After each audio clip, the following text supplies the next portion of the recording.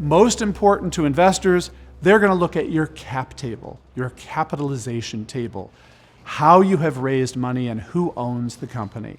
So it's a part of your shareholders' equity section of your balance sheet.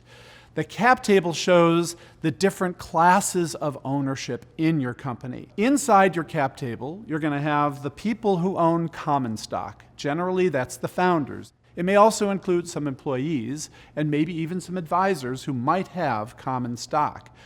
It will also show stock options. And those are options that are going to be granted or have been granted generally to employees that will in the future become owners of your company. But they're not generally issued yet, so there's a reserve for stock options. The other thing that may show up in your cap table are warrants. This is sometimes confusing to entrepreneurs because it's unclear what's the difference between an option and a warrant. Well, an option generally is governed by regulations regarding qualified stock options, which the IRS regulates in terms of their taxability. Warrants are the more standard form of financial instrument, which are really an option to buy stock in your company at some point in the future at a fixed price. That's what a warrant is. Frequently, companies, startup companies, will issue warrants in conjunction with doing things like a lease or doing things like debt. So you may find out that you have warrants on your cap table. The next thing is preferred stock. So when you have an investor like a venture capital firm invest in your company, most likely that investor is going to insist that they get preferred stock in your company. Now, what's the difference between preferred stock and common stock? Just as it sounds, preferred stock has preference over the common stock.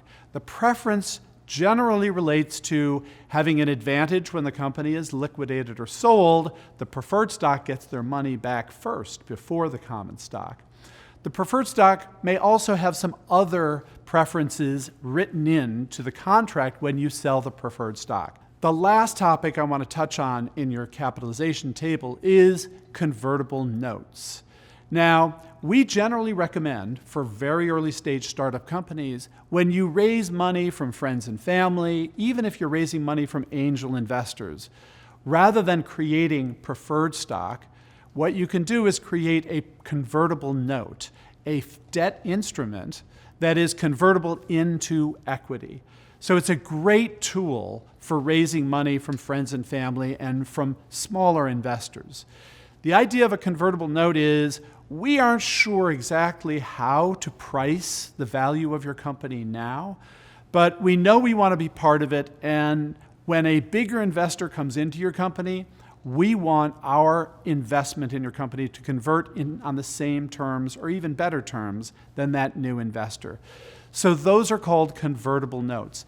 Those need to show up in your capitalization table as well, so that any investor who comes along to look at your company can see all the different people who've been involved in founding, co-founding, working for, advising, and investing in your company. Just make sure that you've got a complete, detailed capitalization table that is up to date all the time.